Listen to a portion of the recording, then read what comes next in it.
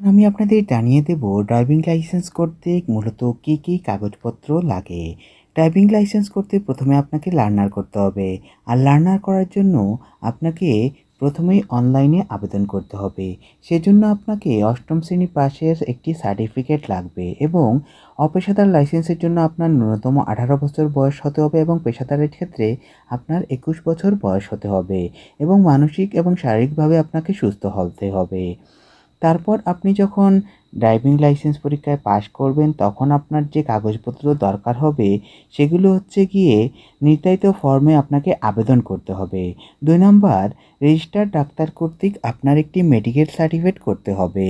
এটি আপনি যেকোনো এমবিবিএস অথবা সিভিল সার্জনের ডাক্তার থেকে আপনি এটি করে নিতে পারবেন।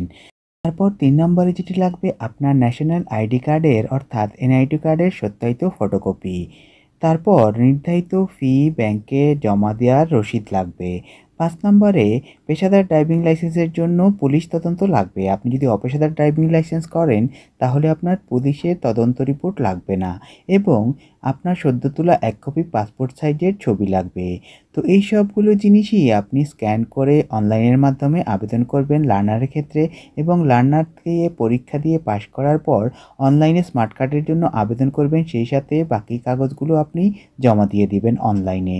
তারপরেই আপনি ব্যাংকে নির্ধারিত ফি জমা দিয়ে আপনার অস্থায়ী ড্রাইভিং লাইসেন্স আপনি সহজেই পেয়ে যাবেন।